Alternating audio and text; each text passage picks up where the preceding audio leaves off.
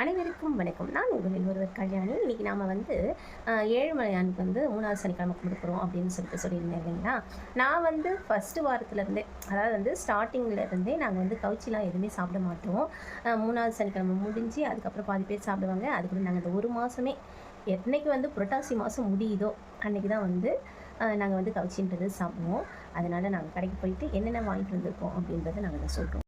பாருங்கள் என்னென்ன பர்ச்சேஸ் பண்ணிட்டு வந்திருக்கோம் அப்படின்னு சொல்லிட்டு பார்த்தோம்னா, இது வந்து பூண்டு அப்பளம், பூண்டுலேயே செஞ்சுருக்காங்களாம். இது சூப்பராக இருக்குன்னு சொல்லியிருக்காங்க. இது 1 கிலோவோட ரேட் வந்து 90 ரூபா போடுறாங்க. நீங்கள் எவ்வளோக்கு வாங்குறீங்கன்னு சொல்லிட்டு சொல்லுங்கள்.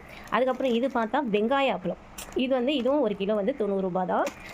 அதுக்கப்புறம் வந்து மீல் மேக்கர் வந்து நமக்கு வந்து என் பிள்ளைங்களுக்கு வந்து ரொம்ப ஃபேவரெட் இது வந்து.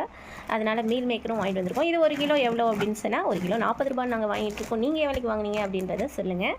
அதுக்கப்புறம் மிக்சர், எப்பயும் போல் நம்ம காக்காங்களுக்கு மிக்சர் வாங்கிட்டு வந்த உடனே அவங்களுக்கு வந்து போட்டாச்சு. ஏன்னா அவங்க வந்து உடனே காக்காங்க வந்து கூப்பிட ஆரம்பிச்சிட்டாங்க நம்மளை வந்து போடுங்கன்னு சொல்லிட்டு. அதனால் அவங்களுக்கு அதை போட்டாச்சு.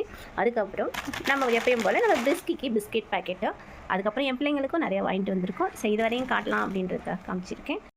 அதாவது காய்கறியே சேர்க்காம வெறும் இதாக நாங்கள் சேர்த்து சாப்பிட்டோம். என்னவா சாப்பிட்டோம் அப்படின்னு சொன்னால், வெறும் நான்வெஜ்ஜாக சாப்பிட்டு தான் எங்களுக்கு நிறைய பழக்கமாயிடுச்சு. ஆனால் ஏழுமலையான் அப்படின்னும்போது அந்த நான்வெஜ்லாம் எந்த பக்கம் போகும் அதை பற்றின நினப்பு கூட எங்களுக்கு வந்து வராது. அதே போல் அந்த மாதிரி ஸ்மெல் எங்கேயாவது அடிச்சதுன்னா கூட நமக்கு வந்து வாமிட் வர்ற அளவுக்கு இருக்குது. அது எப்படி, உங்களுக்கு யாருக்காவது அந்த மாதிரி இருக்கா? நிஜமாக எங்களுக்கு அந்த மாதிரி இருக்குது. ஆனால் வந்து கடவுளோட பக்தி இருக்கிறவங்களுக்கு எந்த ஒரு இதுவுமே வந்து ஒரு பெரிய விஷயம் இல்லை.